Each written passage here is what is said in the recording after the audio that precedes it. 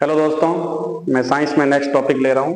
देखिए, subject science.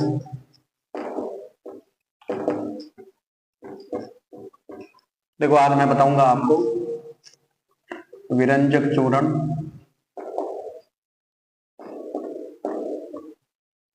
CaOCl2 कैसे बनता है। सेकेंड नंबर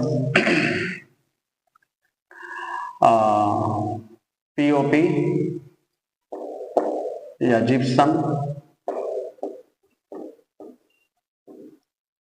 थर्ड आपको बताऊंगा खाने का सोडा।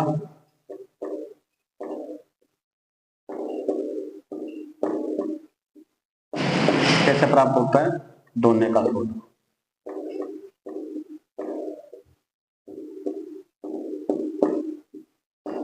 और पांचवा उदासीनी का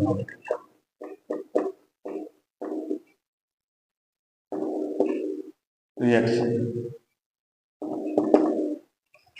देखो, विरंजक चूर्ण सूत्र पूछे तो CaOCl2, POP कैल्शियम सल्फेट का अर्ध हाइड्रेट आधा अणु जल का, जिप्सम कैल्शियम सल्फेट में 2 अणु जल के, खाने का सोडा सोडियम बाइकार्बोनेट या हेमिकार्बोनेट, धोने का सोडा सोडियम कार्बोनेट में 10 अणु जल के, और उदासीनीकरण अभिक्रिया आएगी। पहला टॉपिक है विरंजक चूर्ण। ध्यान से समझिए। अगर आपको ये मेरी क्लास पसंद आए तो जरूर इसको लाइक सब्सक्राइब करें।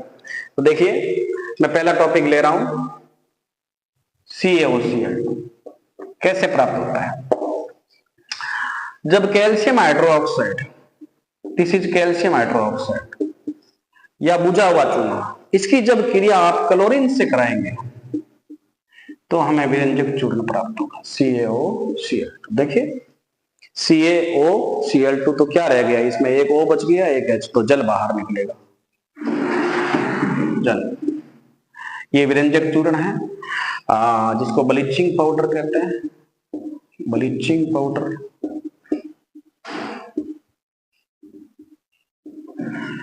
अगर आपको पूछे विरंजक चूर्ण कैसे प्राप्त होता है, तो कैल्शियम हाइड्रोक्साइड का क्रिया अगर क्लोरीन से कराएंगे तो हमें विरंजक चूर्ण प्राप्त होता है और जल निकलता है।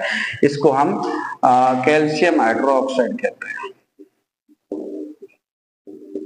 Calcium hydroxide.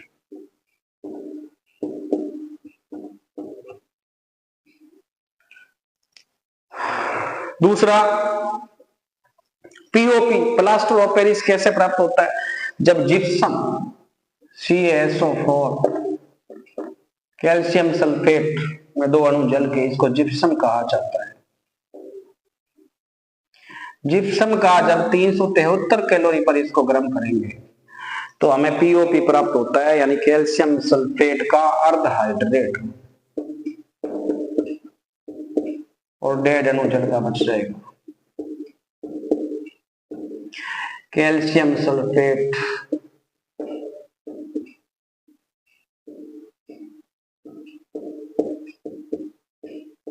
अर्ध हाइड्रेट,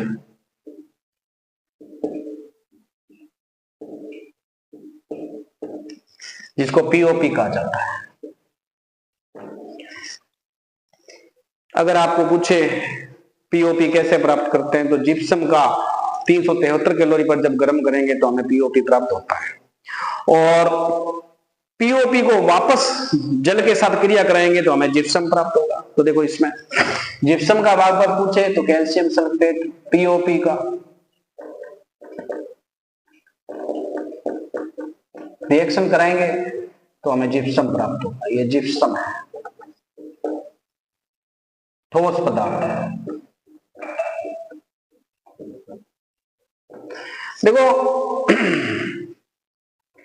जिप्सम का आंशिक निश्चलीकरण करेंगे तो कैल्शियम सल्फेट अर्ध हाइड्रेट होता है POP। ये किसी व्यक्ति के अगर हाथ की हड्डी टूट जाती है तो उस हड्डी को स्थिर रखने के लिए